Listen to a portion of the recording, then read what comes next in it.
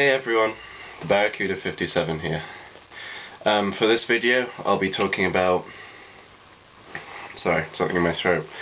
I'll be talking about Chameleonism and how we meld, interact and kind of gravitate and change our kind of personalities to fit in with the surrounding energy, to step in another person's shoes and kind of speak to someone on their level in a way that they understand in order to have compromises, to gain information and to basically understand situations, topics and each other.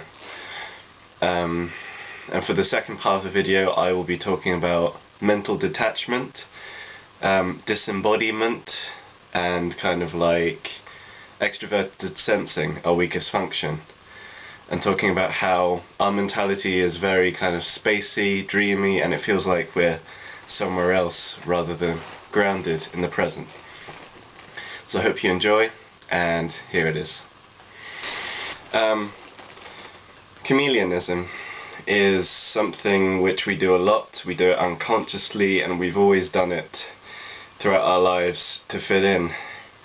I did a video recently called My INFJ Story, and where I speak about, the majority of the video I speak about growing from when I was born to age 20 and kind of my experiences at school. And one of the things I mentioned in this video was Chameleonism. I looked on the video the other day and it refreshed the fact that I haven't really spoken a lot about it, and I've spoken to many other INFJs on the forums and they have the exact same thing. And a few people asked if I could explain it better, so here it is. Chameleonism is basically it's from our primary function, introverted intuition. When we're young and we're kind of like exploring the world, understanding the world, we don't really have a clue often what's going on because of our awareness, our weakest function and our fourth function, extroverted sensing. We've never used it before when we're young, or we don't use it often, so we're not really aware of the environment and we don't feel grounded and we don't kind of feel aware of what's going on in the present. And because of this, we stick to our primary function, introverted intuition, which is basically assessing people, events, situations through our gut and through our feeling. I had this a lot. I was bullied.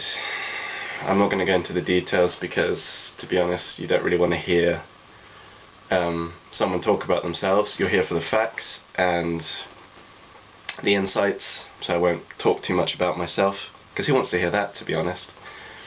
But often because we're very different, we're very detached, very isolated in our minds, and people can't relate to us because of our functions, we undergo a kind of change and we kind of become we become chameleons. Now, this isn't in the sense where it's fake and we're pretending to be someone we're not, because it's ironic, because we do this ability and it's a trait that we have quite well, and yet it's a massive contradiction, because we believe in authenticity, we believe in justice, and we believe in truth. And actually, in being chameleons, something that we do a lot is a contradiction to our actual beliefs and our justice inside. It's kind of because no one can relate to us. We can read people really well. We're not psychic. Don't think that we're psychic, because intuition and being psychic are completely different things. If you think that they're the same, then you need to read a bit more about it and don't be so kind of like deluded and don't assume things. I mean, I'm not saying you're wrong, but I'm just saying don't assume that we're psychic, because we're not psychic. But we read people really well, and we can kind of judge people, not to the extent where we're like, oh, that person's weird, but to the extent where we reserve our judgments and go, okay, that's what that person's energy's like, that's what that person's energy's like, and that person thinks this way, that person finds things funny in that way, has that type of humour, for example. And we kind of like, if we're in a massive group, we can feel the energy and the kind of atmosphere with our introverted intuition. And because of that, we can tell if a group of friends is getting along. We can tell if the energy and the atmosphere is good, we can tell if it's bad, and we can see how to change it. For example, if there's one person who's creating a lot of aggression and bad vibes, we'll speak to that person and make him feel better and try and, make the energy in the surrounding environment healthy again. Often we have to kind of step into that person's shoes and get down on their level. So, for example, if a person is really aggressive, we have to step into their shoes and be a chameleon to meld with their energy and to speak with them and say, oh, I hate it when things happen like this, and I get really angry as well. But I mean, don't be angry all the time, and don't be like really loud, and don't take your anger out on other people, because that'll make other people feel bad. And then that aggressive person would be like, oh, I never thought about it like that. Actually, yeah, you're right. Because you can empathize with me and you've had similar experiences, it's helped better understand to control my anger and to not let it affect everyone else around me, is an example. So by becoming chameleons, by feeling out energies, changes, people, we help others, which is primarily what we want to do. We want to help people, heal people, and counsel people. That's funny because, again, I've said earlier, it's a contradiction because we have to become other people and the person we're speaking to in order to get our message across to them in a way that they understand. Because everyone's different at the end of the day, everyone thinks differently. And if you're someone who believes that everyone thinks the same and is the same, boy, you're narrow-minded. Be aware, be open to the fact that everyone's different and everyone sees things differently. And in doing so, you'll accept the world more and you won't be so enclosed in your own mentality.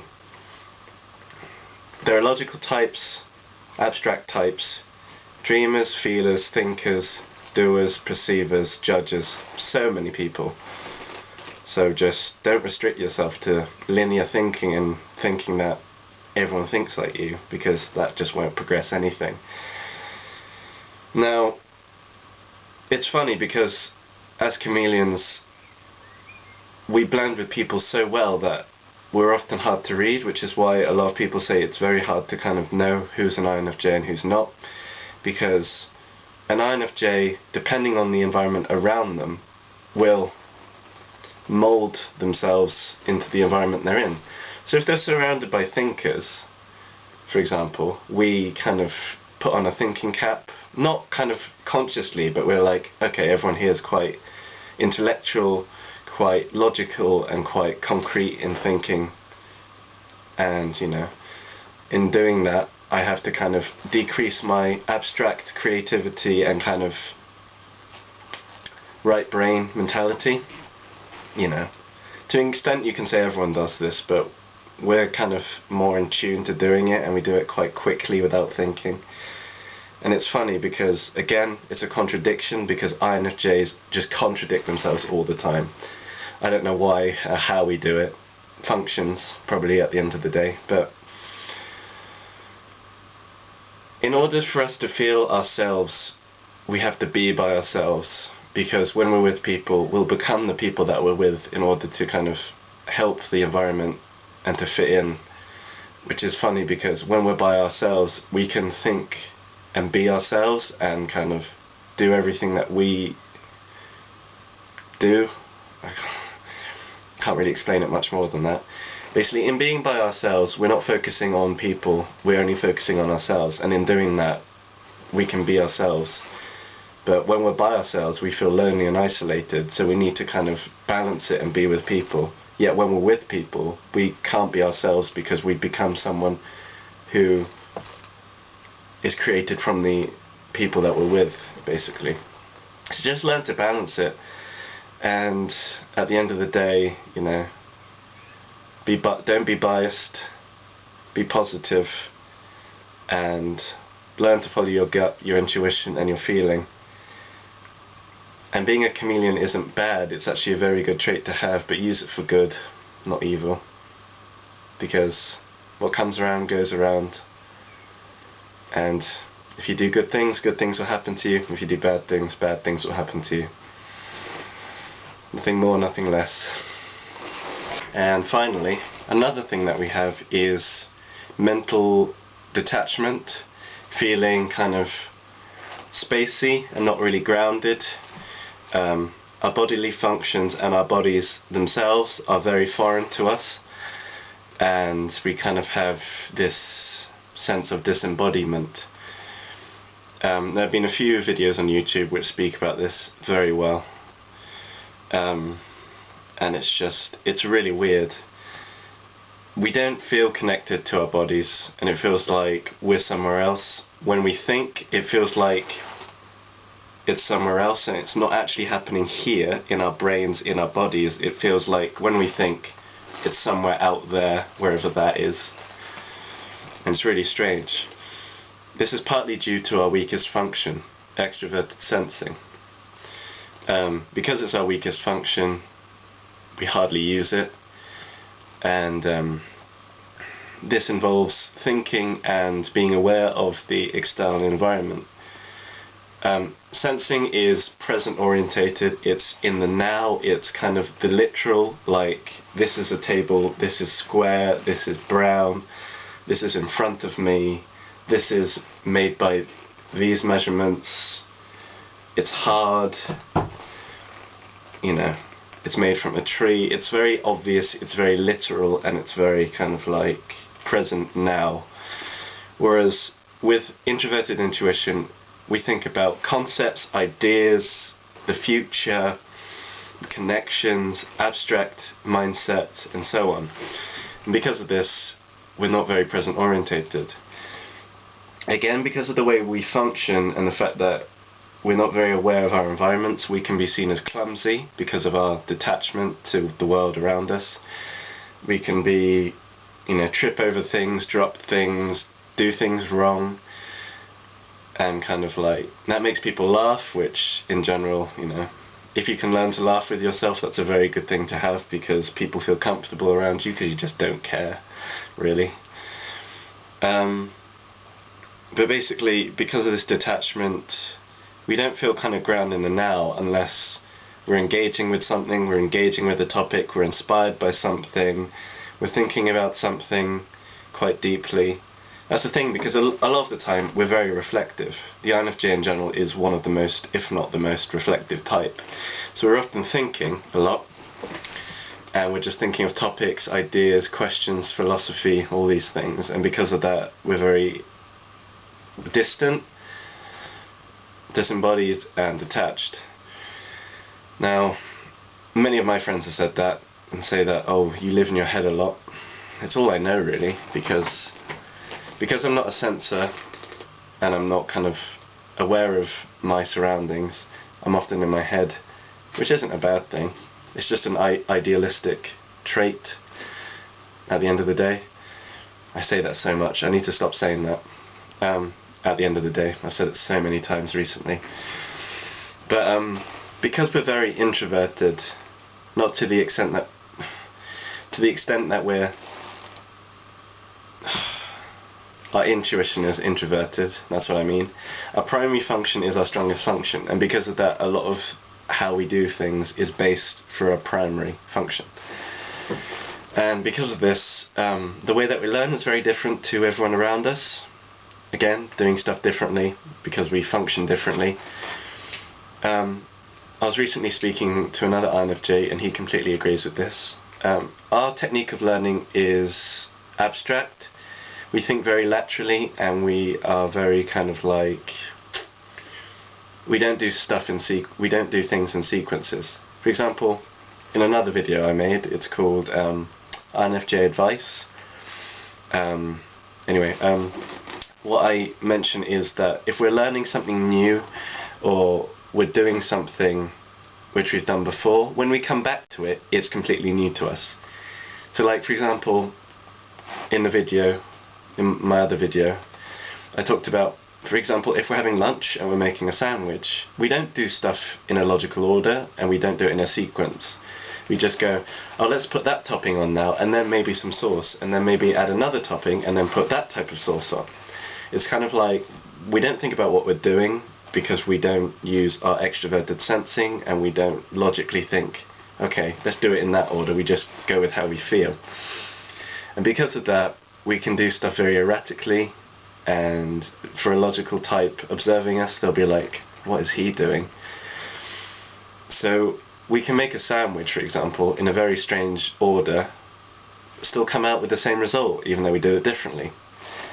The next day, we make another sandwich. We might do everything in a completely different order, and again, we don't think about what we're doing, and you know, it's completely new to us the next day. It's very much like if you're learning an instrument, you know, when you come back to it again and again, day after day, it's completely new to you. This is why we struggle when we're learning at school, we struggle with education, and we struggle with tasks which many logical types will get straight away understand, but for us we need to repeat and repeat and repeat in order to kind of understand how to do something. Once we've grasped the concept of what we're doing and we get a feel for what we're doing, that's when we succeed. So we succeed much later than other logical types who just get it straight away and just don't have to think about it. But in succeeding and grasping and getting a feel for what we're doing, in many cases, even though we've started late, we can often surpass the logical types because we have a very kind of, we have a feel for what we're doing, and it's kind of like an accomplishment that we finally grasped the idea and the concept of what we're trying to do. It's the best I can put it. Again, that's because of our inward thinking rather than our external awareness, which is why often, you know, from an observational point of view, we're very kind of in here, even though how we think feels like it's somewhere else, is the best I can put it. NFs, intuitives and feelers, are very idealistic, which is a mindset which is very future orientated. It's a projection to think about the future and think of an idea and how to bring it into the future. Whereas logical types are very present orientated, think about the now, think about the literal sense of things and what's around them. And because of that, our detachment is based through kind of our abstract and our lateral way of thinking, whereas in comparison a sensor would be more grounded and more logical. So just learn to use your fourth function, extroverted sensing, and in doing so, and in becoming aware of what's around you, and be obvious with your surroundings and not symbolic and metaphorical, you can learn to balance your logical side and your fourth function. And in doing so, becoming less detached, less disembodied, and more grounded. Thank you guys for watching. I hope it helped, and I hope it's a topic which you relate to. Please like, share and subscribe if you related to this video or it helped you. And yeah, if it helped you out, I'm glad, and I'm glad it's helped you. And I'm glad that in some way it's helped understand how you think, how you function, and made you more grounded and more aware of yourself and your surroundings. As always, thank you. This is TheBarracuda57, over and out.